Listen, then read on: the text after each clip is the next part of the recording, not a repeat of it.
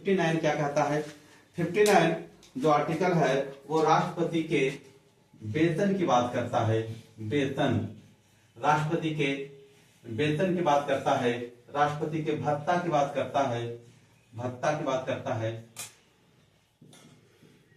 राष्ट्रपति परिलब्धियां कुछ कुछ मिलते हैं, परिलब्धियां और सेवा, शर्तें, शर्तें, ठीक है। ये बात करता है आपका राष्ट्र अनुच्छेद 59 जो है राष्ट्रपति के वेतन, भत्ता, परिलब्धियां और शर्तें की बात करता है। अगर वेतन की हम लोग चर्चा करें कि राष्ट्रपति का वेतन क्या है, वेतन के बारे में, तो आप एक क्वेश्चन बताएंगे कि राष्ट्रपति का वर्तमान में वेतन क्या है। ये क्वेश्चन आप पर रहेगा। हम अभी जो बताने वाले हैं वेतन में क्या क्या इंपॉर्टेंट क्वेश्चन पूछे जाते हैं उसके बारे में बात करेंगे। ओके, तो राष्ट्रपति के वेतन से संबंधित क्या क्या है? तो राष्ट्रपति का वेतन जो है संचित निधि से दिया जाता है। संचित निधि, संचित निधि से राष्ट्रपति का वेतन दिया जाता है। और राष्ट्रपति का जो वेतन है वह वेतन जो है, वेतन क्या है? कर मुक्त होता है, कर मुक्त वेतन होता है, यानी कि टैक्स फ्री, टैक्स फ्री होता है, टैक्स फ्री। कर मुक्त वेतन जो राष्ट्रपति दिया जाता है वो कर मुक्त होते हैं। और यह वेतन संचित निधि से दिया जाता है। और देखिए एक और पॉइंट लिख सकते हैं कि पद पर रहते हुए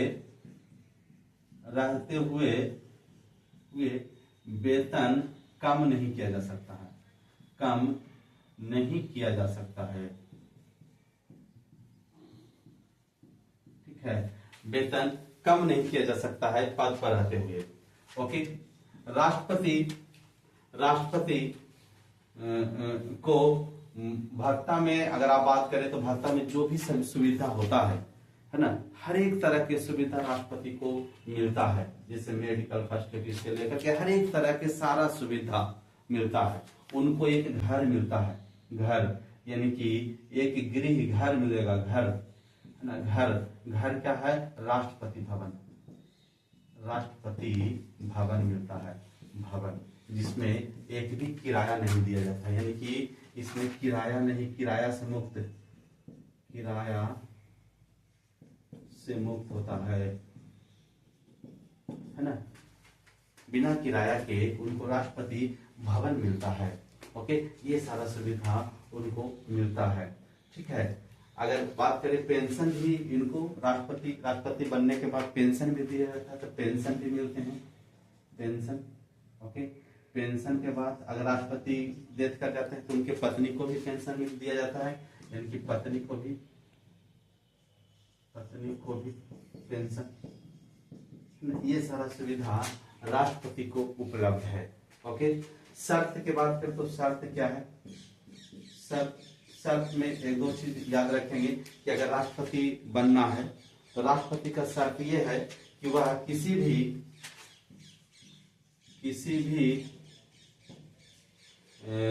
आप ऐसा इसको मानिए, ये मानिए जैसे लोकसभा अर्थात क्या बोलते हैं उसको, सांसद, ठीक है, यानी केंद्र सांसद, ठीक है, या विधायक के पद पर हैं तो इस्तीफा देना पड़ेगा। ओके, यानी कि कोई भी सांसद हो या विधायक हो, अगर वह राष्ट्रपति बनता है तो उसको सबसे पहले इस्तीफा देना पड़ेगा। दूसरा क्या है इसका? दूसरा है कि अगर किसी लाभ के पद पर आप नहीं रह सकते हैं, किसी लाभ के पद पर नहीं, ठीक है ना। ये चीज आपको ये शर्त में आते हैं कि सांसद हैं, विधायक है, अर्थात लोकसभा सदस्य हो, राज्यसभा सदस्य, विधानसभा सदस्य हो, तो उस सदस्य से आपको इस्तीफा देना होगा। किसी भी लाभ के पद पर नहीं रहेंगे, है ना। ये सारा चीज कुछ शर्त है। ओके, तो ये हो गया आपको ये वर्णन कहाँ है? तो ये वर्णन है 59 में, अनुच्छेद 59 में इसका वर्णन है। क्या क्या वर्णन है? वेतन, भत्ता, परिलब्धियां, शर्तें। वेतन में है संचित निधि से वेतन दिए जाते हैं, वेतन कर मुक्त होता है, पद पर रहते हुए वेतन को कम नहीं किया जा सकता है, उनको घर मिलता है जिसको राष्ट्रपति भवन कहते हैं, पेंशन मिलते हैं, ओके, शर्त में सांसद या विधायक अगर कोई है तो वो सांसद विधायक से क्या क्या करना होगा, त्याग पत्र देना होगा, त्याग पत्र देना होगा। ओके, लाभ के पद पर वह नहीं हो सकता। ओके, ये हो गया आपको अनुच्छेद 59 के बारे में हम लोग बात कर चुके हैं। ओके, उसके बाद हम लोग अनुच्छेद 60 को देखते हैं, इसलिए इसको मिटा देते हैं। अनुच्छेद 60 में क्या कहता है उसको समझिए। ओके, सभी लोग राइट डाउन करते रहेंगे। देखिए 60 में कहता है शपथ की बात करता है, राष्ट्रपति के शपथ की बात करता है। आर्टिकल हम लोग 60 की बात करते हैं तो ये क्या करता है, शपथ की बात करता है। शपथ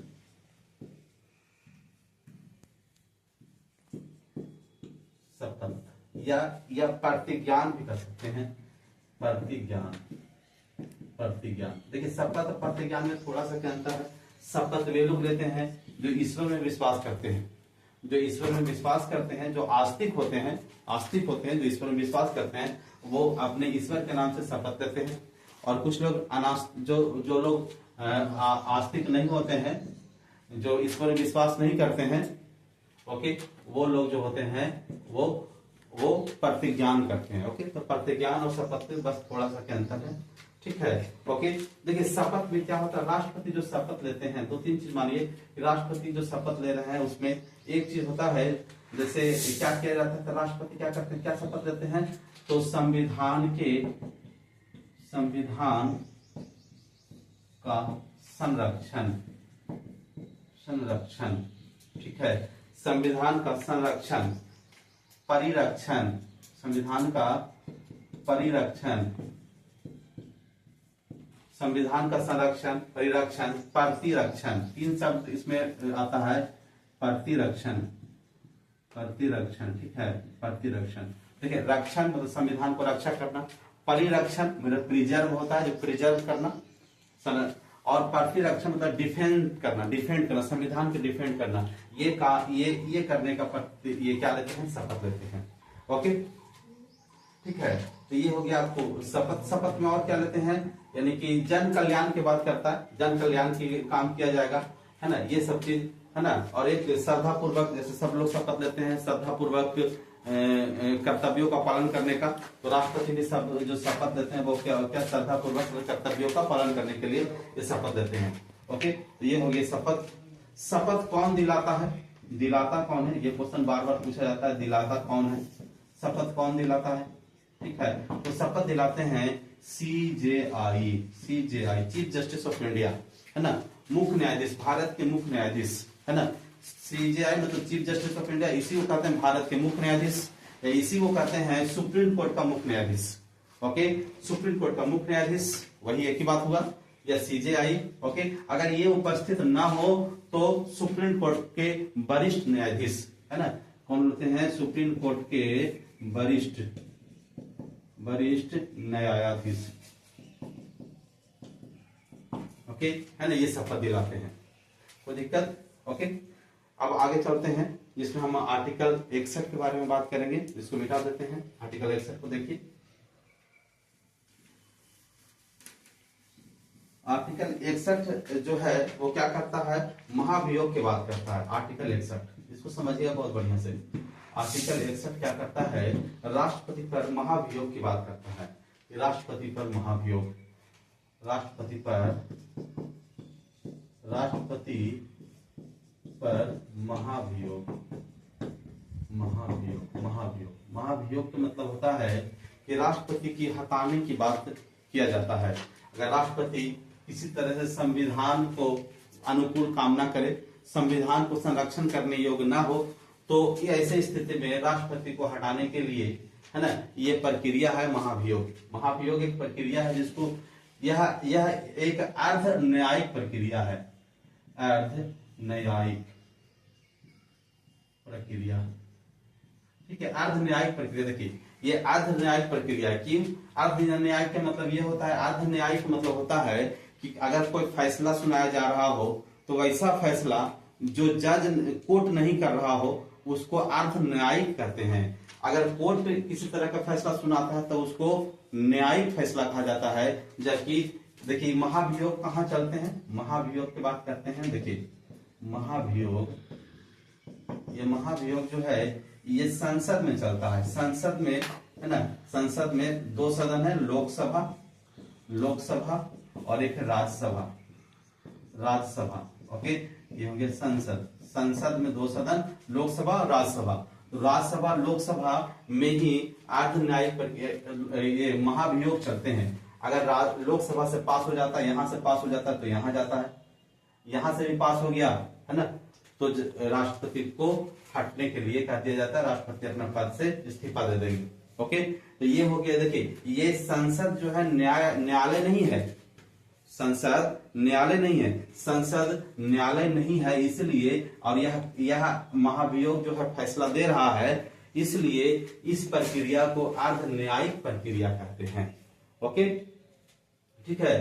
तो ये अब देखिए इसमें क्या होते हैं जी, इसमें कई क्वेश्चन पूछा जाएगा कि महाभियोग की प्रक्रिया जो है इसकी शुरुआत कहां से होता है, लोकसभा से होता है कि राज्यसभा से होता है। ओके, है ना। तो इसकी प्रक्रिया की जो शुरुआत है दोनों सदन में कहीं से भी हो सकता है ना। यानी कि महाभियोग की शुरुआत है ना कहां से हो सकता है जी, तो दोनों सदन में कहीं से भी, दोनों में कहीं भी से ये हो सकता है, कहीं से भी हो सकता है। और इसमें क्या है, तो जिस सदन से अगर शुरू हो रहा है वह सदन का 1/4 सदस्य अनिवार्य रूप से, है ना, लोकसभा में हो रहा है तो लोकसभा स्पीकर को, राज्यसभा में हो रहा है तो राज्यसभा सभापति को लिखित देगा कि 1/4 सदस्य देगा, तब जाकर के यह, और 14 दिन पूर्व राष्ट्रपति को सूचना देना होगा, राष्ट्रपति को सूचना, तब जाकर के वह जो है लोकसभा में दिया जाए तो लोकसभा के पटल पर, राज्यसभा में दिया जाए तो राज्यसभा के पटल पर रखा जाएगा, और रखने के बाद लोकसभा में गया तो लोकसभा में भी 2/3 सदस्य के द्वारा पारित होने पर ओके, अगर यहां से लोकसभा से पारित हो गया 2/3 सदस्य के द्वारा, तब ये जाएगा राज्यसभा में, फिर राज्यसभा में भी 2/3 सदस्यों के द्वारा पारित होने पर, ठीक है। अब ये दोनों काम जब हो गया तब जाकर के राष्ट्रपति क्या करेंगे, राष्ट्रपति त्याग पत्र देंगे, इस्तीफा देंगे, ठीक है, राष्ट्रपति इस्तीफा देंगे, ठीक है। इसी प्रक्रिया को कहा जाता है महाभियोग प्रक्रिया, जो आर्टिकल 61 में है। तो आप इतना ज्यादा याद न रखें, बस ये याद रखें कि आर्टिकल 61 में क्या है, तो राष्ट्रपति का महाभियोग प्रक्रिया, राष्ट्रपति पर महाभियोग प्रक्रिया का जो जानकारी है कहां से प्राप्त होता है, आर्टिकल 61 से। ओके, नेक्स्ट आर्टिकल 62 की बात करते हैं। आर्टिकल जो 62 है वो पद की रिक्तता की बात करता है, पद की रिक्तता, ठीक है। आर्टिकल 62 जो है ये किसका बात करता है, पद की रिक्तता की बात करता है, ठीक है। पद रिक्तता, ठीक है, यानी कि पद जो खाली अगर होता है, राष्ट्रपति के पद के खाली के संबंध में बात करता है।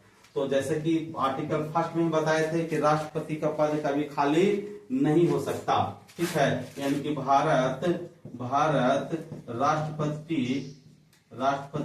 विहीन नहीं हो सकता,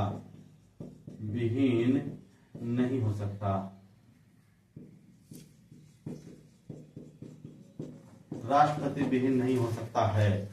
क्यों, है ना, क्योंकि राष्ट्रपति एक कार्यकाल पूरा होने से पहले ही राष्ट्रपति का चुनाव हो जाता है, करवा लिया जाता है, यानी कि कार्यकाल पूरा होने के पूर्व ही राष्ट्रपति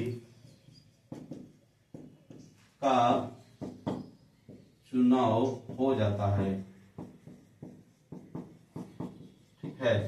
राष्ट्रपति का चुनाव राष्ट्रपति कार्यकाल पूरा होने से पहले ही हो जाता है। ओके, अब देखिए 2-3 स्थिति हो सकते हैं। एक ये हो सकते हैं कि राष्ट्रपति का चुनाव हो रहा, राष्ट्रपति का कार्यकाल पूरा हो रहा है और चुनाव नहीं हुआ, ये भी हो सकते हैं। राष्ट्रपति का कार्यकाल पूरा हो रहा है अगर चुनाव नहीं हुआ तो राष्ट्रपति उस समय तक राष्ट्रपति बने रहेंगे जब तक नए राष्ट्रपति चुन लिया ना जाए। ओके, है ना, इस लाइन को भी लिख लीजिए कि पुराने राष्ट्रपति पद पर उस समय तक बने रहेंगे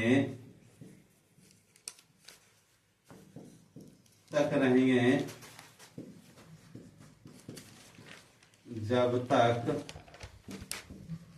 नए राष्ट्रपति शपथ न ले ले। ओके, कुछ ऐसा परिस्थिति हुआ कि राष्ट्रपति का चुनाव नहीं हो पाया। अगर राष्ट्रपति का चुनाव नहीं हो पाया तो जब तक राष्ट्रपति का चुनाव होगा तब तक पुराने वाले राष्ट्रपति के रूप में कार्य करेंगे। ओके, अब ऐसा भी स्थिति हो सकता है कि कभी राष्ट्रपति की मृत्यु हो जाए, त्याग पत्र दे दे। कुछ ऐसा भी स्थिति हो सकते हैं कि अगर कभी मृत्यु हो जाए, मृत्यु है ना, त्याग पत्र दे दिए, ठीक है, अस्वस्थ हो गए, है ना, ये सब भी हो सकते हैं। ये सब हो जाए तब क्या होगा जी, है ना, तब ऐसा अगर हो जाता है तो राष्ट्रपति के जगह पे, है ना, अब ऐसा अगर हो जाता है तत्काल ही, है ना, उपराष्ट्रपति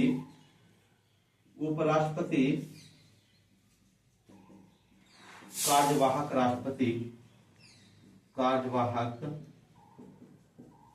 राष्ट्रपति बनेंगे। ठीक है, और ये कार्यवाहक राष्ट्रपति जब बनेंगे उपराष्ट्रपति तो उनको वेतन भत्ता सारा सुविधा जो है राष्ट्रपति के जैसा ही दिया जाएगा। ओके, कार्यवाहक राष्ट्रपति जब उपराष्ट्रपति कार्यवाहक राष्ट्रपति हैं तो उनको सारा वेतन सारा सुविधा कैसा दिया जाएगा, जो पहले राष्ट्रपति को दिया जा रहा था वही दिया जाएगा। ओके, अगर उस समय ऐसा भी हो सकता है कि उपराष्ट्रपति नहीं हो देश में, उपराष्ट्रपति का भी चुनाव नहीं हुआ, फिर वो भी अस्वस्थ हो जाए या उनकी भी मृत्यु हो गया हो, कुछ भी हो सकता है ना। तो ऐसे में भारत के राष्ट्रपति कौन होंगे, उपराष्ट्रपति ना हो तो सीजेआई होंगे, है ना, सीजेआई अर्थात chief justice of India, Bharat के मुख्य न्यायाधीश या सुप्रीम कोर्ट के मुख्य न्यायाधीश, एक ही चीज हो गया, है ना, ये होंगे। अगर ये भी ना हो, ऐसा भी हो सकता है कि राष्ट्रपति भी की मृत्यु हो गया उसी समय, है ना, उपराष्ट्रपति की भी मृत्यु हो गया, सीजेआई भी नहीं है देश में, है ना, तो कौन होंगे, तो सुप्रीम कोर्ट के वरिष्ठ न्यायाधीश, सुप्रीम कोर्ट के वरिष्ठ न्यायाधीश। ओके, सुप्रीम कोर्ट के वरिष्ठ न्यायाधीश जो होते हैं वो राष्ट्रपति के लिए कार्यवाहक राष्ट्रपति के रूप में काम करेंगे, और जो भी कार्यवाहक राष्ट्रपति के रूप में कार्य करेंगे तो उनको वही सुविधा दिया जाएगा जो सुविधा राष्ट्रपति को दिया जाता है। ओके, वही वेतन दिया जाएगा जो वेतन राष्ट्रपति को दिया जाता है। ओके, ये है आपको इसमें आर्टिकल 62 में। ओके, 63 से आर्टिकल शुरू जो होता है वो राष्ट्रपति का नहीं उपराष्ट्रपति का आर्टिकल है, तो 63 से लेकर के 70 तक चलते हैं। ओके, आगे बढ़ते हैं, इसको मिटा देते हैं। ठीक है, 70 के बाद जो आर्टिकल आते हैं वो 71 और 72, ये दो आर्टिकल जो है राष्ट्रपति और उपराष्ट्रपति दोनों से संबंधित है। ओके, है ना, बात करते हैं, अगर हम 71 की बात करें, आर्टिकल 71 तो इसमें चुनाव से संबंधित की बात करता है। आर्टिकल 71 जो है ना, आर्टिकल 71 जो है ये क्या बात करता है, चुनाव के विवाद से संबंधित, चुनाव के विवाद का निपटारा। ठीक है, देखिए अगर चुनाव हो रहे हैं, राष्ट्रपति का चुनाव हो रहा हो या उपराष्ट्रपति का चुनाव हो रहा है, तो चुनाव में किसी तरह का विवाद उत्पन्न हो गया तो उसका निपटारा कौन करेगा, तो यहाँ पे जो निपटारा करता है ना, इस विवाद का निपटारा जो करेगा वह कौन करेगा, वह करेगा सुप्रीम कोर्ट करेगा। सुप्रीम कोर्ट करेगा। ओके, विवाद का निपटारा कौन करेंगे? सुप्रीम कोर्ट करेंगे। ठीक है ना। अब देखिए थोड़ा सा एक चीज और इसमें आता है कि अगर चुनाव में विवाद हुआ और विवाद में यह पता चला कि जो नए राष्ट्रपति बने हैं वह फर्जी हैं, या उनका किसी तरह का विवाद में ये पता चल गया कि वो फर्जी हैं, है ना, तब क्या होगा समझे। तो अगर राष्ट्रपति अवैध पाए जाते हैं, ठीक है, राष्ट्रपति या उपराष्ट्रपति अवैध पाए जाते हैं, ठीक है, अवैध पाए जाते हैं, ठीक है, अवैध पाए जाते हैं, तब क्या होगा, है ना, तो उनको अवैध घोषित कर दिया जाएगा और उनको राष्ट्रपति से हटा दिया जाएगा, उपराष्ट्रपति से हटा दिया जाएगा। लेकिन उनके द्वारा जो काम किया गया है, काम, है ना, जो भी फाइल पर, जो भी कानून पर सिग्नेचर कर दिया गया है, जैसे नए राष्ट्रपति बने, मान लेते हैं कि 4 महीने के लिए वो राष्ट्रपति रह चुके हैं, 4 महीना बाद या फिर ये पता चला है कि अभी उनका चुनाव संबंधित जो विवाद उत्पन्न हो गया और वह कोर्ट में गया, कोर्ट का फैसला आने में 3-4 महीना लग गया, तो 3-4 महीना के बाद उस राष्ट्रपति को तो हटा दिया जाएगा, लेकिन उनके द्वारा जो काम किए गए वह काम अवैध नहीं, वह काम वैध माना जाता है। ओके, यानी कि उनके द्वारा किया गया कार्य, समझे, अवैध राष्ट्रपति के द्वारा किया गया कार्य वैध माना जाता है, वैध माना जाता है। राष्ट्रपति उपराष्ट्रपति दोनों की बात हो रहा है, माना जाता है। ओके, ये है 71 का। 71 में क्या है कि सबसे पहले चुनाव में अगर कोई विवाद हुआ तो इसका निपटारा कौन करेंगे? तो सुप्रीम कोर्ट। यही क्वेश्चन कई बार पूछा जाता है जी, है ना, कि चुनाव में अगर विवाद हुआ तो इसका निपटारा कौन करेंगे? तो सुप्रीम कोर्ट करेगा। और क्या होगा, राष्ट्रपति उपराष्ट्रपति को अगर अवैध मान लिया गया तो उनको हटा दिया जाएगा और उसके लिए फिर से चुनाव होंगे। ओके, और उनके द्वारा जो किया गया कार्य है उसको वैध नहीं माना जाता है, अवैध नहीं माना जाता, उसको वैध माना जाता है। वह कार्य जो है चलते रहेंगे। सिग्नेचर पर किसी कानून पर काम कर दिए, सिग्नेचर कर दिया गया है तो वह कानून मान्य होगा। ओके, तो ये हो गया आपका चुनाव से संबंधित जो विवाद है उसका निपटारा 71 के तहत किया जाता है। और है ना, अनुच्छेद हम लोग 72 के बारे में बात करते हैं। तो अनुच्छेद 72 जो है वह क्या करता है ना, ये दोनों की बात करता है, राष्ट्रपति उपराष्ट्रपति दोनों की बात करता है अनुच्छेद 72। ठीक है, 72 में क्या करता है, तो ये क्षमादान की शक्ति, यानी कि राष्ट्रपति को क्षमादान की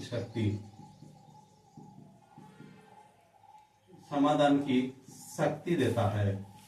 राष्ट्रपति को क्षमादान की शक्ति देता है। अगर किसी भी अपराधी को मृत्यु दंड की सजा दे दिया गया है, जो भी सजा दे दिया गया है, वह व्यक्ति जो है राष्ट्रपति के पास जाएंगे और राष्ट्रपति से दया याचिका करेंगे, तो जाकर के राष्ट्रपति हो सकता है कि उसको क्षमादान कर दे। ओके, है ना, ये भी कई बार राष्ट्रपतियों के द्वारा ये किए गए हैं, इसलिए क्षमादान की शक्ति जो राष्ट्रपति के पास भी है। ओके, है ना, और उपराष्ट्रपति के पास भी, किसी मामले में उपराष्ट्रपति के पास भी क्षमादान की शक्ति है और किसी मामले में राष्ट्रपति के पास भी क्षमादान की शक्ति है। तो ये हो गया 72, है ना। तो हमने देख लिया 51 से लेकर के 72। अनुच्छेद 52 राष्ट्रपति, भारत के राष्ट्रपति का जानकारी देता है। अनुच्छेद 53 जो है कार्यकारी शक्ति राष्ट्रपति के अंतर्गत होगा। 54 जो है निर्वाचन मंडल की बात करता है, जिसमें कौन कौन राष्ट्रपति को वोट देंगे, इसकी बात करता है ना। 55 जो है चुनाव प्रक्रिया की बात करता है। अनुच्छेद 55 चुनाव प्रक्रिया, राष्ट्रपति का चुनाव किस तरह से होगा, प्रत्यक्ष होगा, अप्रत्यक्ष होगा, है ना, एकल संक्रमणीय मत के द्वारा ये सब होता है, ये इसकी बात करता है। 56 क्या करता है, पदावधि की बात करता है, कितना ड्यूरेशन तक राष्ट्रपति रहेंगे, 5 से 5 वर्ष तक राष्ट्रपति का कार्यकाल होते हैं ऐसे।